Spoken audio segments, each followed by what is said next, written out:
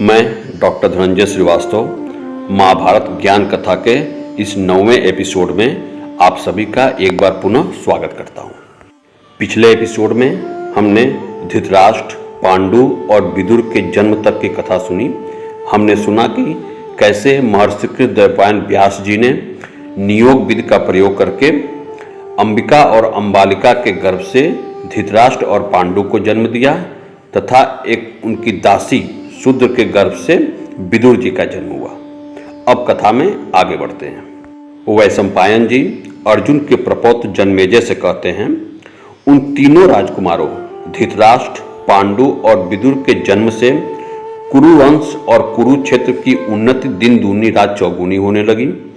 कुरुक्षेत्र बहुत ही समृद्ध राष्ट्र हो गया। पृथ्वी पर खेती की उपज बहुत बढ़ गई। सभी अन्न रस से भरपूर होते थे। बादल ठीक समय पर वर्षा करते थे। वृक्षों से प्रचुर मात्रा में फल और फूल लगने लगे। कुरुक्षेत्र में डाकुओं का सर्वथा अभाव था। पाप कर्म करने वाले लोगों का सर्वथा अभाव था। राष्ट्र के प्रत्येक प्रांत और हर कोने में सतयुग सा माहौल छा गया था। हर तरफ सतयुग ही दिखाई दे रहा था। कुरुक्षेत्र राज्य के सभी लोग अभिमान और क्रोध से दूर रहने वाले थे। सभी एक दूसरे की मदद करने और प्रसन्न रखने की चेष्टा करते थे। लोगों के आचरण और व्यवहार में धर्म की प्रधानता देखी जा सकती थी। कौरवों द्वारा विस्तारित कुरुक्षेत्र में कंजूसों का सर्वथा अभाव था और वहां पर विधवा स्त्रियां बिल्कुल ही नहीं देखी जाती थी। वैशंपायन जी कहते हैं, उस समय कुरुक्षेत्र में आप कहीं भी चले जाओ, किसी भी घर में चले जाओ, सब तरफ एक ही बात सुनाई देती थी, दान दो और अतिथियों का भोजन कराओ, अतिथियों की सेवा करो। अर्थात चारों तरफ परोपकार की ही भावना थी। हर कोई परोपकार में संलग्न था। वैशंपायन जी कहते हैं, कुरुवंश के तीनों राजकुमार धृतराष्ट्र, पांडु और परम बुद्धिमान विदुर जी का पितामह भीष्म जी ने जन्म से ही पुत्र की भांति लालन पालन किया, उनकी देखरेख किया और उन्हीं के संरक्षण में वो बढ़ रहे थे। भीष्म जी ने अपने भाई के तीनों पुत्र के वैदिक संस्कार कराए और उन्हें ब्रह्मचर्य व्रत का पालन करने और वेदों का 100 अध्याय करने के लिए प्रेरित किया। तत्पश्चात तीनों युवराज शिक्षा ग्रहण करने लगे। तीनों युवराज बहुत ही परिश्रमी थे और व्यायाम में भी उन्होंने विशेष कुशलता प्राप्त करी थी। धीरे धीरे वे युवराज युवावस्था को प्राप्त हुए। युद्ध कला में धनुर्वेद, घोड़े की सवारी, गदा युद्ध, ढाल तलवार का प्रयोग, गज शिक्षा और नीति शास्त्र में भी तीनों भाई पारंगत हो गए थे। तीनों भाइयों को इतिहास, पुराण, ब्राह्मण ग्रंथ और नाना प्रकार के शिष्टाचारों का ज्ञान भी कराया गया। वे वेद वेदांगों के तत्व को जानने वाले और सर्वत्र एक निश्चित सिद्धांत को मानने वाले थे। वैशंपायन जी कहते हैं, हे जन्मेजय, तीनों भाइयों में पांडु धनुर्विद्या में उस समय के मनुष्यों में सबसे बड़े पराक्रमी और प्रतापी थे। इसी प्रकार राजा धृतराष्ट्र जो उनमें सबसे बड़े भाई थे, दूसरे लोगों की अपेक्षा शारीरिक बल में बहुत ही बढ़कर थे। शारीरिक बल में उनकी टक्कर उस समय कोई भी लेने में सक्षम नहीं था। तीसरे भाई विदुर जी, जो कि महर्षि कृतद्वैपायन जी द्वारा एक दासी के गर्भ से पैदा हुए थे, उनके समान धर्मपरायण मनुष्य और धर्म में ऊंची जानकारी और ज्ञान रखने वाला दूसरा कोई भी तीनों लोक में नहीं था। शिक्षा ग्रहण कर लेने के पश्चात बात उठी कि तीनों युवराज में से राजा किसे बनाया जाए। कुरुवंश का राजा बनाने के लिए तीनों भाइयों में चुनाव होना था। सबसे बड़े भाई धृतराष्ट्र आंख से अंधे थे, वह देख नहीं सकते थे। दूसरे भाई विदुर जी शूद्र के गर्भ से पैदा होने के कारण वो राज्य नहीं पा सकते थे, राज्य के राजा नहीं बन सकते थे। अतः सबसे छोटे भाई पांडु को ही राजा बनाया गया। इस प्रकार कुरुवंश की राजगद्दी पर पांडु विराजमान हुए। वैशंपायन जी कहते हैं, एक समय की बात है, संपूर्ण नीतियों में श्रेष्ठ गंगानंदन भीष्म जी ने धर्मपरायण और धर्म को भली भांति जानने वाले विदुर जी को अपने पास बुलाया और उनसे इस प्रकार बोले।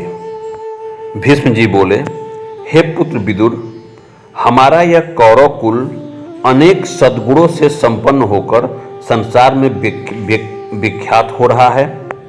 संसार के समस्त भूपालों को जीतकर इस भूमंडल के साम्राज्य का अधिकारी हुआ है। अर्थात उस समय कुरुक्षेत्र का साम्राज्य संपूर्ण भूमंडल में फैला हुआ था। सारे राजा कुरुक्षेत्र से किसी न किसी तरह संबद्ध थे। भीष्म जी विदुर जी से सलाह लेने के लिए कहते हैं, हमारा यह कौरव कुल भविष्य में भी समुद्र की भांति बढ़ता रहे, निसंदेह वही उपाय मुझे और तुम्हें करना चाहिए। भीष्म जी आगे कहते हैं, सुना जाता है कि यदुवंशी सूरसेन की कन्या पृथा, जो राजा कुंती भोज की गोद ली हुई पुत्री है, वह सर्वथा हमारे कुल के अनुरूप है। इसी प्रकार गांधार के राजा सुबल और मद्र नरेश के यहाँ भी एक एक कन्या सुनी जाती हैं जो विवाह के योग्य हैं। हे वत्स, वे सब कन्याएं बड़ी सुंदरी और उत्तम कुल में उत्पन्न हैं। वे श्रेष्ठ क्षत्रिय गण हमारे साथ विवाह संबंध करने के सर्वथा योग्य हैं। भीष्म जी कहते हैं, हे बुद्धिमानों में श्रेष्ठ विदुर, मेरी सम्मति है कि मेरी सलाह है कि इस कुल की संतान परंपरा को आगे बढ़ाने के लिए उक्त कन्याओं का वरण करना चाहिए। अर्थात उक्त कन्याओं का विवाह धृतराष्ट्र और पांडु के साथ करना चाहिए, अथवा जैसी तुम्हारी सम्मति हो वैसा किया जाए। अपने बड़े पिता भीष्म जी की बात सुनकर विदुर जी बोले, आप हमारे पिता हैं और आप ही हमारे परम गुरु भी हैं, अतः स्वयं सोच विचार कर जिस बात में इस कुल का हित हो वही आप कीजिए। वैशंपायन जी कहते हैं, हे जन्मेजय, विदुर जी से विचार विमर्श करके पितामह भीष्म जी ने गांधार राज के पास विवाह प्रस्ताव के लिए अपना दूत भेजा। गांधार के राजा को जब यह पता चला कि धृतराष्ट्र आंख से अंधे हैं, इस बात को लेकर गांधार राज सुबल के मन में बड़ी ही उथल पुथल हुई।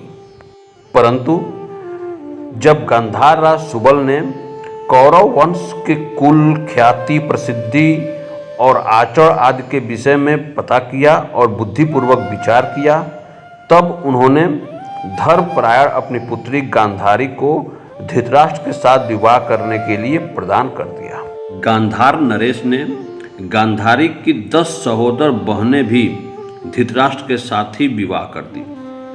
उन सहोदर बहनों का नाम इस प्रकार है, सत्यव्रता, सत्यसेना, सुदेशड़ा, सुहंसिता, तेजस्रवा, सुश्रवा, निकृति, शुभा, शंभुआ, दर्शाड़ा और विश्व प्रसिद्ध गांधारी। तब महाराज धृतराष्ट्र ने इन सभी 10 बहनों के साथ एक साथ ही विवाह किया। इस प्रकार महाराज धृतराष्ट्र की कुल 11 रानियां थीं, जिनमें गांधारी सबसे ज्यादा प्रसिद्ध हुई। गांधारी बहुत ही पतिव्रता स्त्री थी। जब गांधारी को पता चला कि उनके होने वाले पति धृतराष्ट्र आंख से अंधे हैं, तब उन्होंने एक रेशमी वस्त्र लेकर उसकी कई तह लपेटकर अपनी आंखों पर बांध ली। उन्होंने निश्चय किया कि मैं अपने पति के प्रति सदा अनुकूल रहूंगी, उनके किसी भी दोष को नहीं देखूंगी। गांधारी ने आजीवन इस व्रत का पालन किया और हमेशा अपने आंखों पे जीवन पर्यंत पट्टी बांधी रही। सुंदर शरीर वाली गांधारी अपने उत्तम स्वभाव, सदाचार और सद्व्यवहारों से समस्त कौरवों का सर्वदा मान सम्मान बढ़ाती रही और सब गांधारी से प्रसन्न रहते थे। साथियों, तो आपने सुना कि महाराज धृतराष्ट्र गांधारी के साथ उसकी 10 बहनों अर्थात कुल 11 स्त्रियों के शादी किया। इस प्रकार महाराज धृतराष्ट्र की कुल 11 पत्नियां थीं। उन 11 पत्नियों से महाराज धृतराष्ट्र के 100 पुत्र हुए, जिसका वर्णन महाभारत में आप सबने सुना होगा। मित्रों, तो इस एपिसोड में बस इतना ही। मिलते हैं अगले एपिसोड में। महाभारत ज्ञान कथा की आगे कहानी के साथ। तब तक के लिए मुझे विदा दीजिए। आप सभी प्रसन्न रहें, स्वस्थ रहें। अगर वीडियो पसंद आए तो वीडियो को लाइक करें, शेयर करें और चैनल को सब्सक्राइब जरूर कर लें, ताकि आने वाले आगे हर एपिसोड आप सभी तक पहुंचता रहे। आप सभी का बहुत बहुत धन्यवाद।